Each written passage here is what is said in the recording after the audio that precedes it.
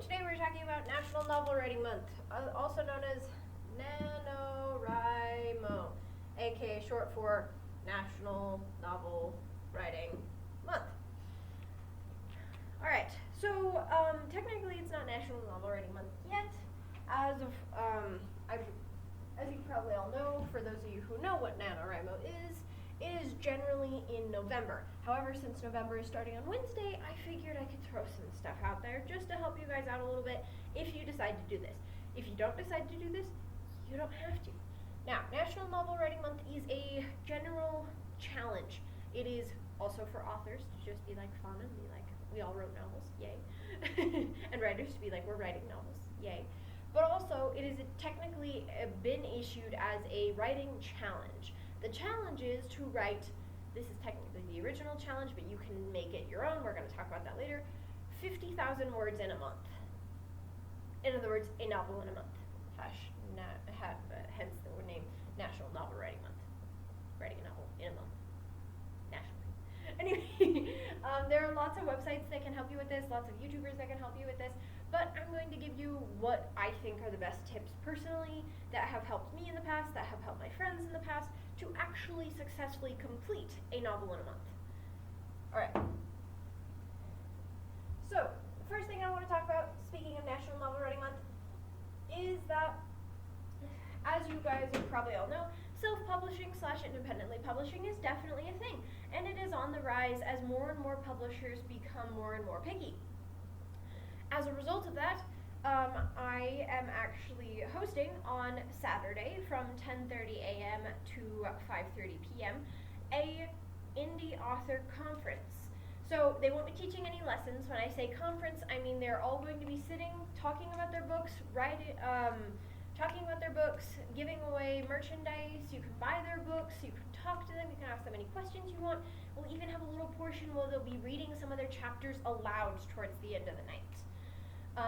So, that being said, if you're interested in talking to authors at all, or even if you're interested in independently publishing at all, these guys are great resources to have. The reason why is because the indie author community helps each other. That's how it gets its success, is everyone talks to each other, everyone works with each other, and you all kind of find your own way through. These guys are all fantastic, they're all really fun. Or at least from the emails I've been getting, they're lots of fun to talk to.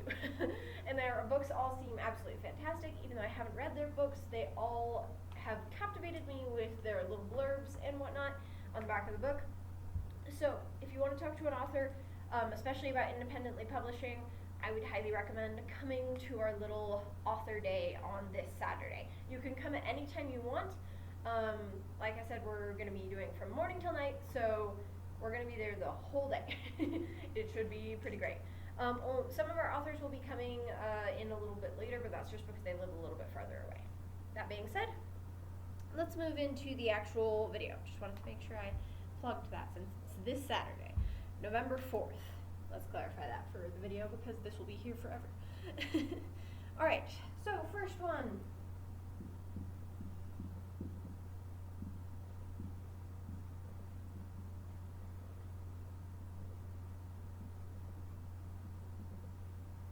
Alright, so you may or may not have heard these terms before. There's the plotter who's like, yes, in Act 1 this will happen, and in Act 2 this will happen, and in Act 3 this will happen.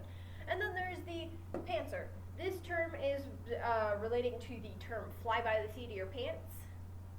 In other words, you just go and you have no idea where the story's going, you just write. Hence the flying by the seat of your pants. You don't really know what you're doing, but you're gonna do it anyway. And that's totally, I respect that. I have a friend actually who she is completely a pantser. Anytime she plots something, she immediately gets bored and is like, no, can't write it now. Too boring, the end. Because she can't know how it ends, otherwise it bores her. And then you can be both. I would like to argue that I am both. There are some plotters that are so extensive that they even plot out certain chapters, certain scenes, certain scene breaks. They get really intense about it. Meanwhile, for me, I just like to do the 7-point plot structure and then see where it goes, right from point A to point B, and see how I get there. Meanwhile, with pantsers, as I said, there is no planning involved, so I'm a little bit of both. The reason that this is important is because It is going to help you identify how you're going to keep yourself writing. How will you keep finding that motivation? If you are a plotter, your motivation is probably going to be like, I really want to get to that next cool scene that I have plotted in the next 10 pages. That's going to help you want to write those next 10 pages, even if it takes forever, because you want to get to that next cool scene. For the pantser, you probably want to discover what's happening. You want to discover more about the world, discover more about the characters. So I would recommend for the plotter that you make sure you have some scenes that you're really looking forward to, and those are your goal scenes that you're working towards. Meanwhile, with the pantser, I'd probably say make sure that you almost always stop your writing off on a cliffhanger. That way when you come into the next writing session, you are pumped and ready to go, like, whoo, I need to figure out what happens next. It feels the similar way to reading a cliffhanger and reading. To reading a cliffhanger as a reader. There we go. But instead, you're the writer, and so because you wrote the cliffhanger, you now have to solve the cliffhanger. That being said, it's going to help pantsers generally get through a little bit easier. Another thing for pantsers that can be helpful is writing it in piecemeal. So you write all the exciting scenes that you really want to do first, and then you sew them all together. I know a couple pantsers who do that really well. With plotters, I also know that a lot of plotters can find their motivation in word count and being like, woohoo, I wrote X amount of words per day, because that feels goal motivational for them. So you can also do that. If you are both, any and all of these could work. I would suggest finding what works best for you. To really try to think about what has worked best for you in the past and try to replicate it. Alright, next bit. So, we're going to talk about outlining. I know I just talked about being a pantser, and pantsers don't outline, but I'm going to talk about suggestions of how pantsers can outline a little bit. Not to the point where, like I said with my friend, where she gets bored and she's like, I can't write the book anymore. But you do need to do some outlining. If you don't do any outlining, you rarely finish. That is the one problem with pantsers. A lot of pantsers don't outline and therefore don't finish. However, a lot of pantsers also don't outline and therefore finish. Why? Because there's different techniques to it. So, with your plotter, the best outline that you can do is whatever works for you, honestly. I'm a 7-point plot structure type of gal. That means it's going to look kind of more like this. So you have 1, 2, 3, 4, 5, 6, 7. See? So as a result, that one helps me a little bit more because it feels like it builds more tension. Some people need it even more generic than that, and they just go with the classic whoop. Then there are other people who need all sorts of different other plot lines. I would definitely, I'm tempted to recreate my plotting video since I originally did it as a podcast that I just sent out via email. But there are all different kinds of ways to plot. There's dragon wing plotting,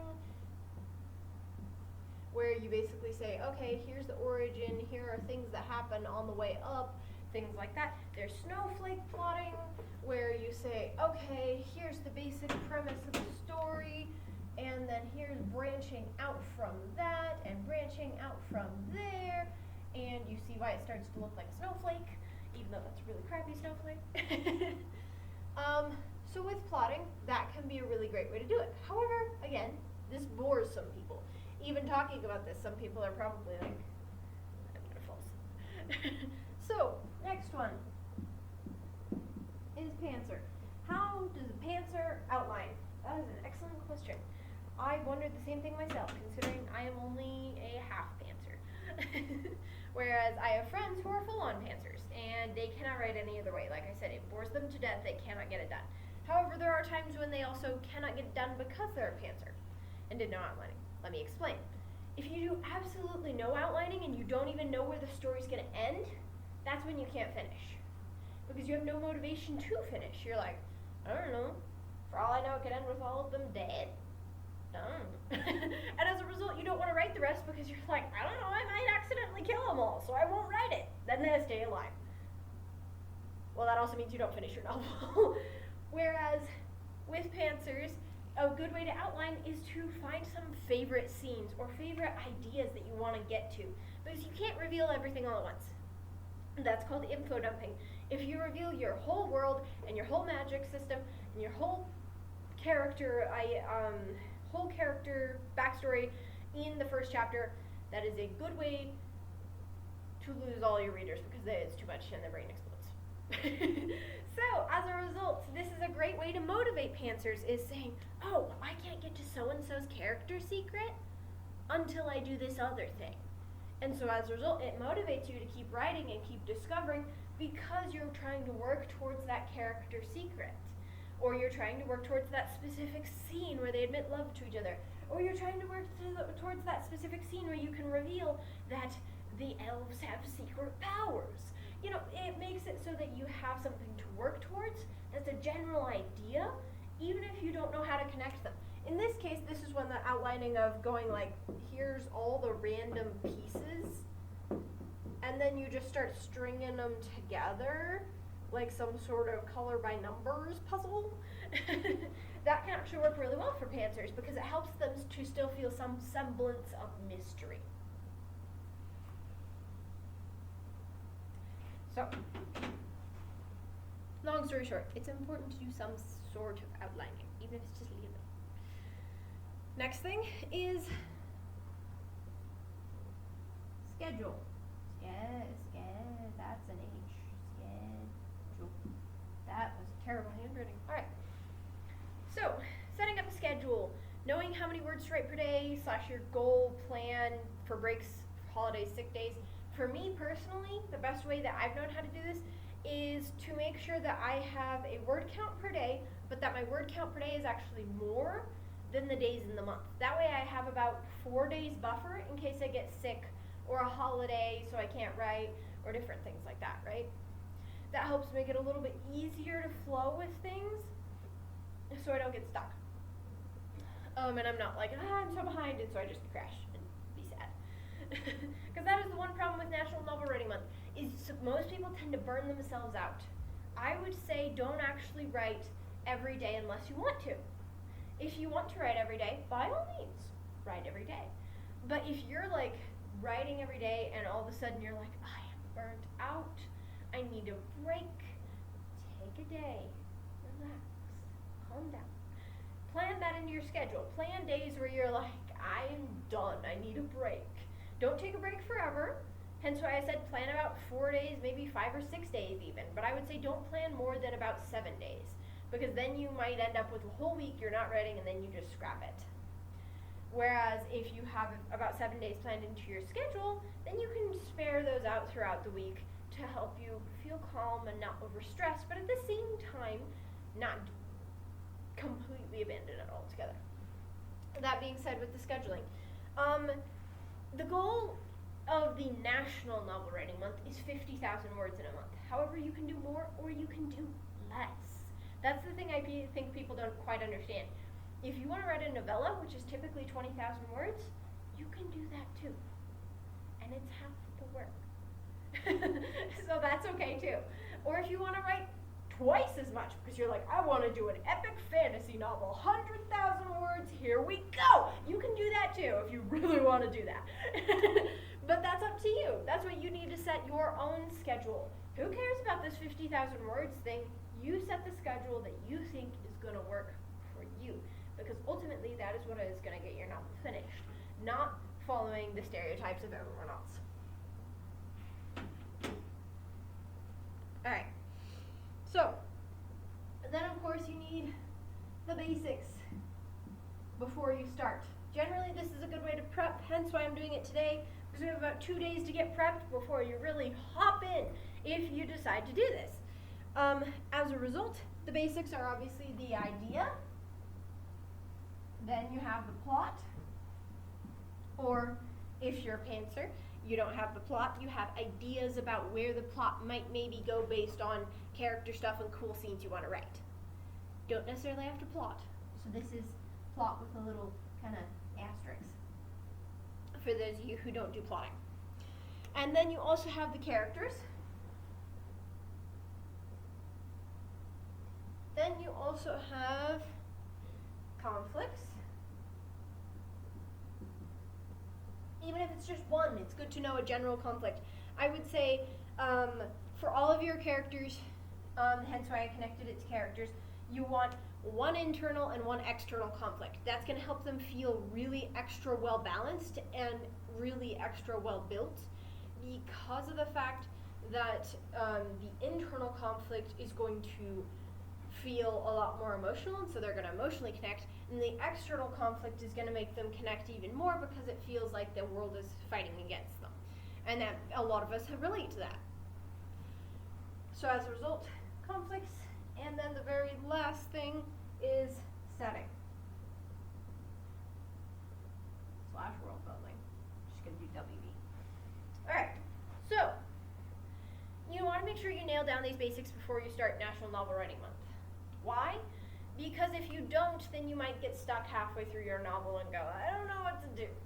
And that's a problem. So as a result, if you have your setting / world building mostly built, I will say you don't have to have it perfectly shiny and wonderful. That's called world builder's disease. That's generally when you world build so much that you never actually get to the writing part. So make sure you have your setting / world building, but then you have it, I would say 80% is a good amount of build. Let the other 20% figure itself out later. Don't worry about it. Just leave it be. You can solve that problem later. That's what editing's for. If you don't have a page full of words, you can't edit said page full of words. It's kind of a problem. So that being said, conflicts. As I said, you want to make sure you have an internal and external conflict for your character. That is going to help them feel more realistic. And sometimes their internal and external conflict can relate. So for example, your classic romance novel, right? It has generally the internal conflict of, oh, but I have feelings for them. And the external conflict of fill in the blank of why they can't be together. So that sometimes they can be related, sometimes they don't have to be. For example, fantasy books. Sometimes you can have a fantasy book where it's like, my internal conflict is that I really want a family because I'm lonely. But the external conflict can be, but I'm about to get murdered by a psychopath. So that's generally not related, but at the same time it makes them feel more well-rounded because there's more going on than just the singular problem. Make sure you nail down your characters, the basics about your characters. You don't need to know last names unless it's essential. You don't need to know middle names unless it's essential. All you need to know that's essential is the first name, generally, and I would say top 5 things about them. What they look like, what is their internal conflict / external conflict, are they religious or not, are they any sort of minority group, in which case you have to do your research on said minority group. And then the last thing for characters generally being, what is their secrets? Because you want to reveal those throughout the novel. Those are the general basics. If you want to do more than that, by all means. But those are the basics that you need to know. You don't really need to do anything else. Alright, and then like I said, plotting. This one's a tricky one because some of you people who are not into plotting, that's okay. Just make sure you at least have, I would say, 7 scenes that you're looking forward to help you keep going, moving forward. It doesn't necessarily have to even be plot heavy. It can just be like, oh yay, in my fantasy novel where the romance is a subplot, I'm looking forward to them eventually getting together and being a couple. Like, you can look forward to that in your plotting, because if you don't like plotting, but at the same time, it doesn't have to be a huge part of your plot. It can just be something you're looking forward to in order to help you want to keep writing and know where you're going. Then, of course, your idea. You can't do any of the rest of this without your idea, so I feel like that's pretty self-explanatory. I mean, you can, but generally it's not a good idea, because then sometimes your characters go, I don't quite fit here, and you go, oh, that's a problem.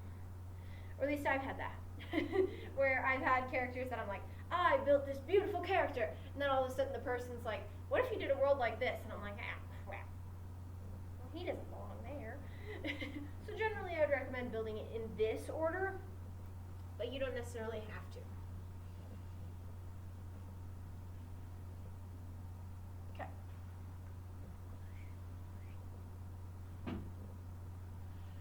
Alright, one second.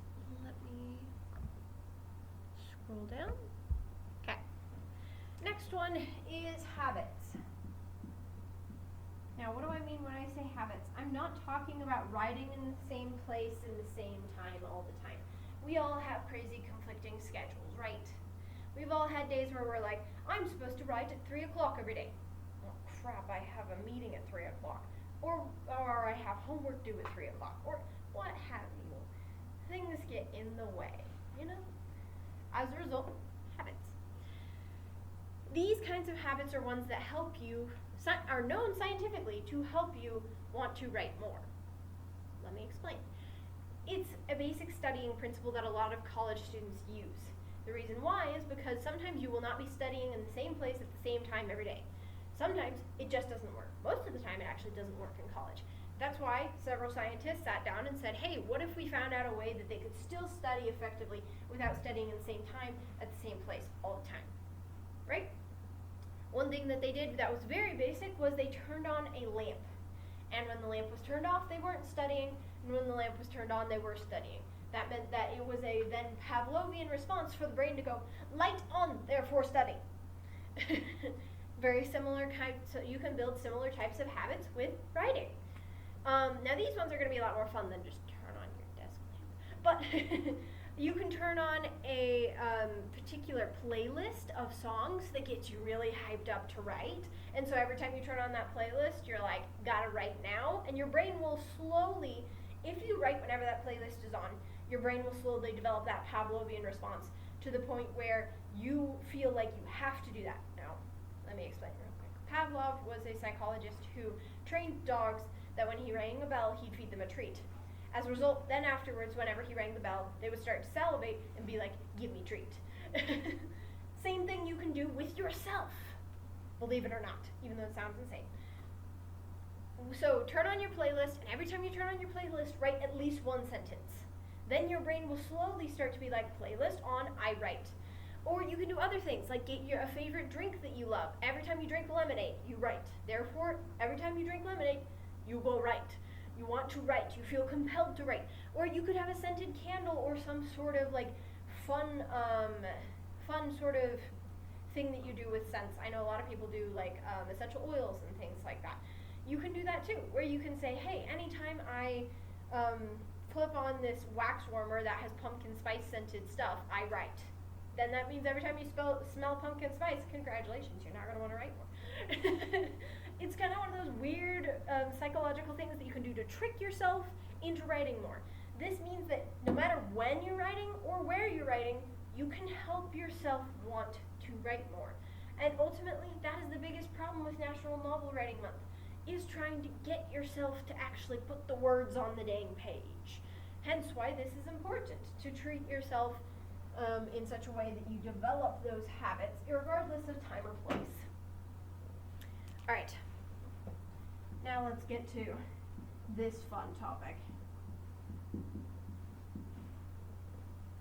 The inner critic. The one little voice in our head that says, you suck. And you go. You don't want it to stay, but it does. It does. It continues to be like, hey, that sentence was the worst. And so you go back and delete it. And then it's like, hey, that sentence also sucks. And then you delete another one. And then it continues, right? We all are familiar with this, the little voice in your head that says you're not good enough. Unfortunately, we're all born with it, some to greater or lesser degrees, depending on your mental health state. But don't listen to that stupid little thing. That stupid little thing is going to get you to not write things. And that's the whole, you can't write a novel if your inner critic is constantly going, hey, you, delete that. Stop.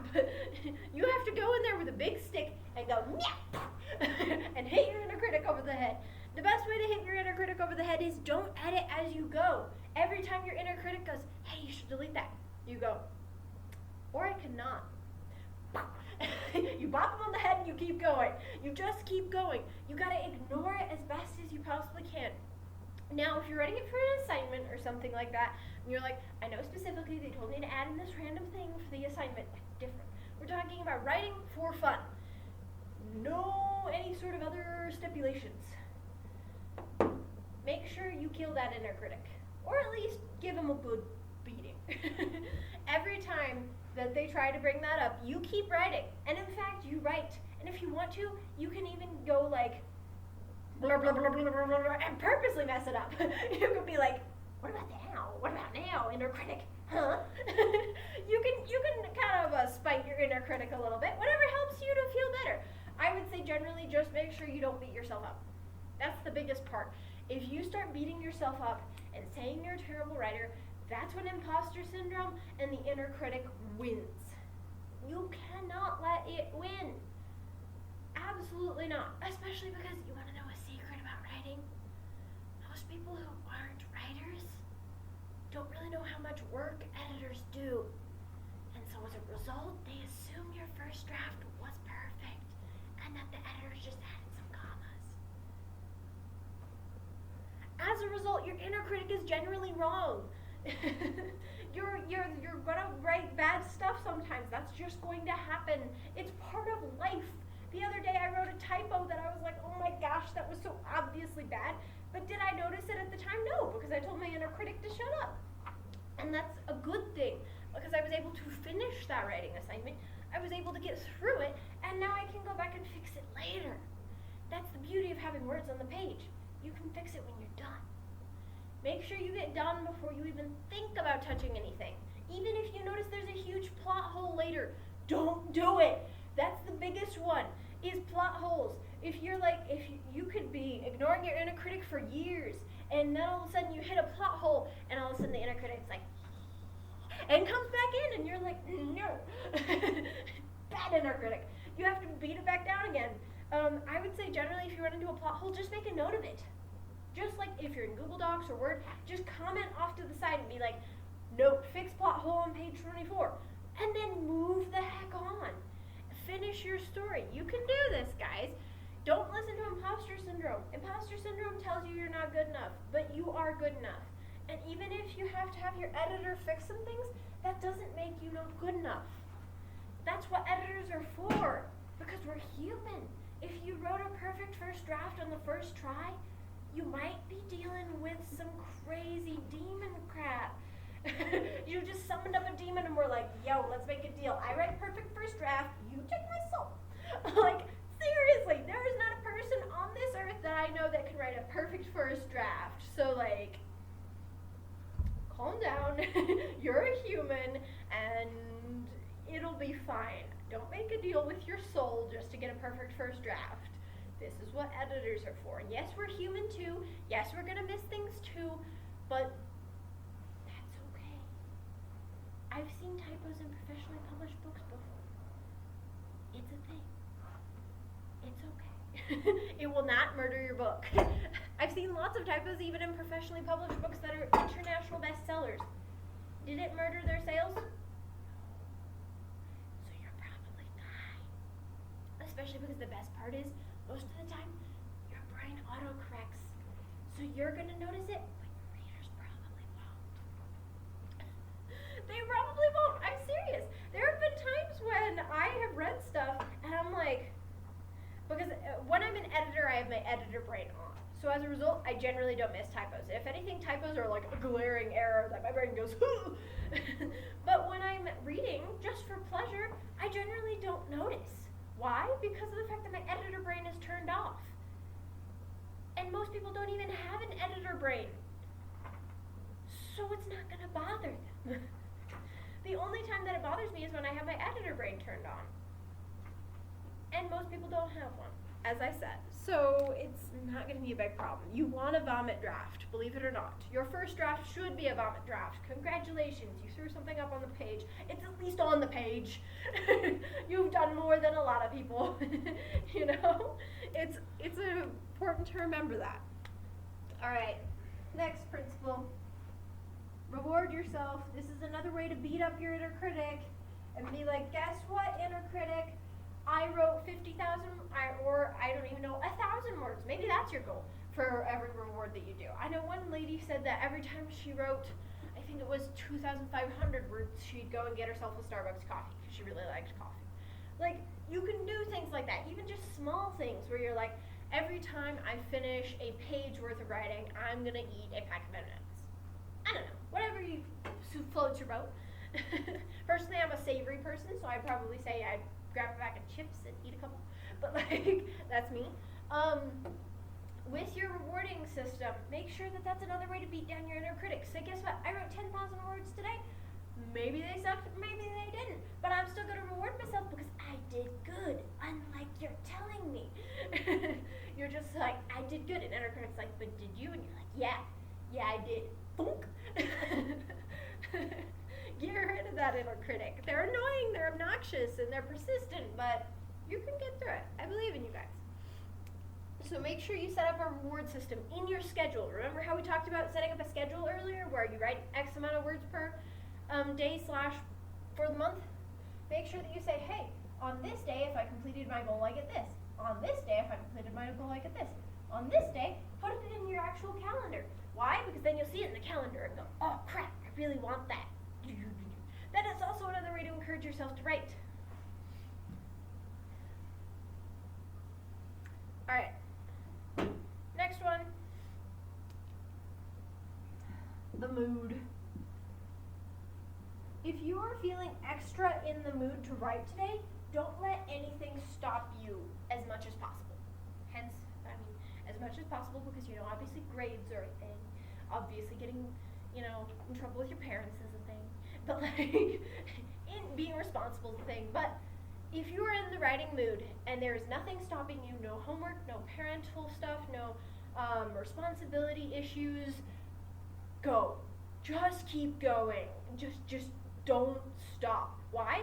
Because most people, when they stop and go back, that's when they get in trouble and go, oh crap, I no longer want to.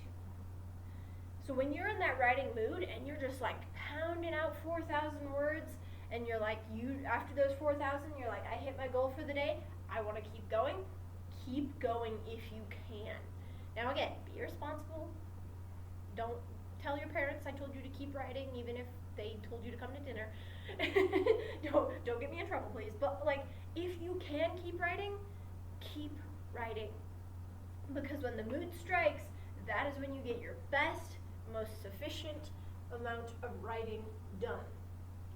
Alright. Hello. Alright. Other things that you can do for National Novel Writing Month aside from finishing a novel.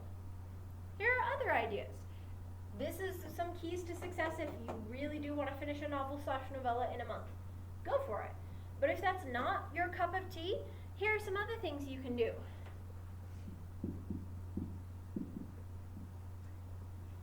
When I say finish do something you've already started. I've done this for several National Novel Writing Months where I started writing something and I've been writing it throughout the year, and then National Novel Writing Month hits and I go, okay, I have 25,000 words left. Let's go. And I use it to push through and finish. So you can use it to finish something you've already started. Or, alternatively, you can use it to prep. You can say, hey, National Novel Writing Month, maybe not right now, maybe I'm too busy. But you can use it to prep for either next year or even December. National Novel Writing Month can be whenever you want it to be, guys. That's the secret. Sure, is it a National Novel Writing Month event, and so it's fun to do it, because then everyone's doing it kind of together, and there's websites that even are like, track your word count, and we'll give you a little badge and sparkle things when you finish stuff. Sure, yes, there is that. But you can also prep and do it another month, if you so desire. If you want to just spend this month prepping, and then do it in December, go for it. That's fine too. Alright. Oh, I should probably also mention, I have a first chapter contest to celebrate National Novel Writing Month. It is due at the end of November. So if you want to enter your first chapter, please check out a little thingy out at the front desk. We have a bunch of entry forms. We also have grading sheets if you want to look at how we grade them, or are going to regrade them. It's going to be exciting. Anyway. Alright, another thing you can do for National Novel Writing Month is just have fun with it. Just write as much as you can. Just chill. Maybe write with your friends for fun. I've done that several National Novel Writing Months. It's actually a blast. You could write something funny for fun, even if you never plan to publish it. Just enjoy yourself. Alright, next thing you can do, if you've already finished a novel or a novella, you can prep to publish.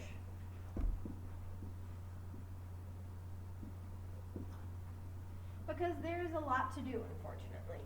Whether you're self-publishing or hybrid publishing or traditionally publishing, there's a lot to do to prepare to publish.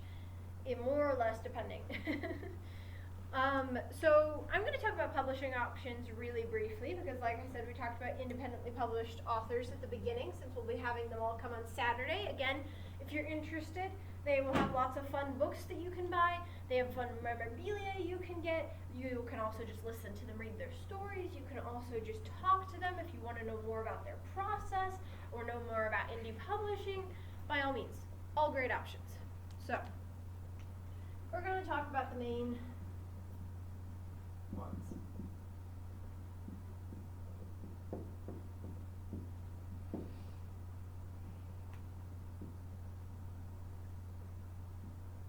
Alright.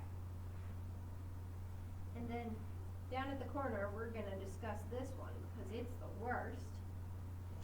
So it's underlined because it's the worst, not because it's the best, just to clarify. So, I put traditional first just because this is generally what people think of. Not because it's better, not because it's worse, just because it's generally what people think of. It's the classic. It's kind of like when you think of hamburgers. You don't generally, when someone says hamburger, think of jalapeno cheeseburger, right? That's not the classic. So, same thing with traditional. It's not that it's better or worse, it's just that it's different.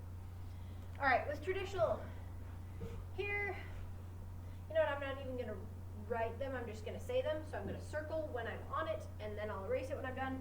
With traditional, the main three benefits are they market for you. They also don't require you to pay them anything. You will never ever pay a traditional publisher anything. Not a dime, not a cent. They pay you. If anything, you finish the novel, you query the novel to agents and editor and publishing houses if they don't require an agent, and then they pay you. Same thing with agents. You also don't have to pay an agent. An agent's job is to get a good enough contract that the publishing house pays them for the privilege of working with you. As a result, you never have to pay an agent, and if they ask you for it, they're a scammer. Stay away, please. Their whole job is to find a good contract deal for you. That is their whole goal. So if they're asking for payment ahead of time, don't do it. Red flag, they're right there. But with traditional, those are the benefits generally. They market for you, which is, let me tell you right now, marketing is incredibly hard. As someone who's been trying to do it for my own editing company, oh boy, it takes a lot of work, mental energy. And then on top of the marketing for you, like I said, you don't have to pay them a dime. They pay you.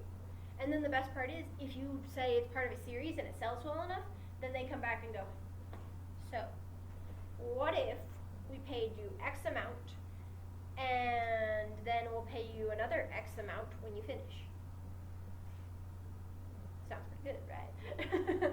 That's another benefit of traditional, is that generally they'll pay you in halves.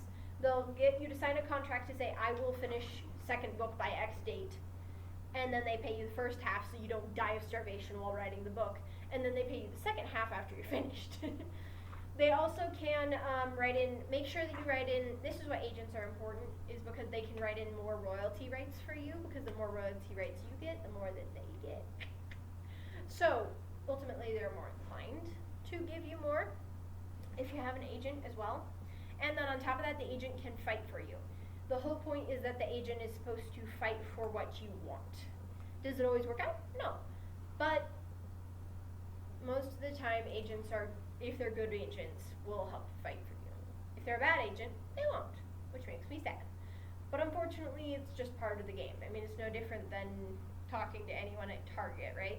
You will have some employees who are like super smiley and helpful, and then other people at Target who are like really grumpy and mean. Like, it's just how people work, right? So it's the same thing with agents. All right. So, benefit of indie.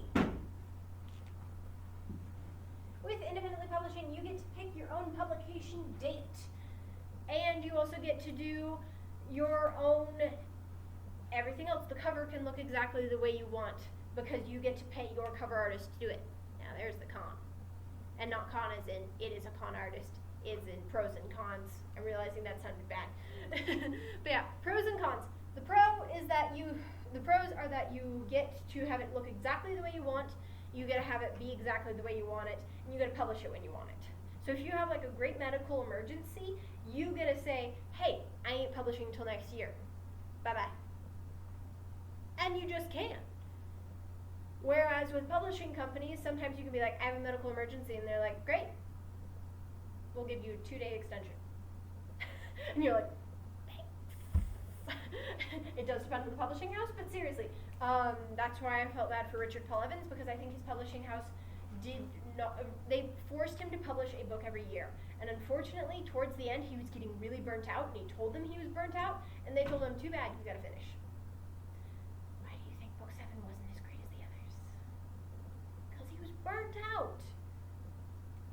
He was tired, understandably so, and if he'd self-published, he probably could have actually taken the break he needed. But because he was traditional, they told him, get to work. So that's a bit of a problem, right?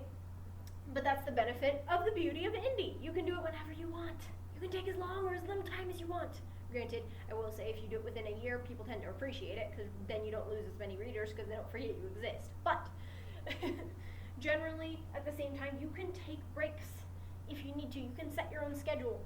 But then again, the non-benefits of indie are that you have to pay for your own cover designer, unless you are a professional cover designer, in which case, congratulations, good for you. But generally, most people aren't both. And as a result, generally, you have to pay for your own cover designer, you have to pay for your own editor. Please do not publish without an editor if you're indie. That is a good way to not get anyone to read your book. Because the second they open it up, they'll go, oh, what am I reading?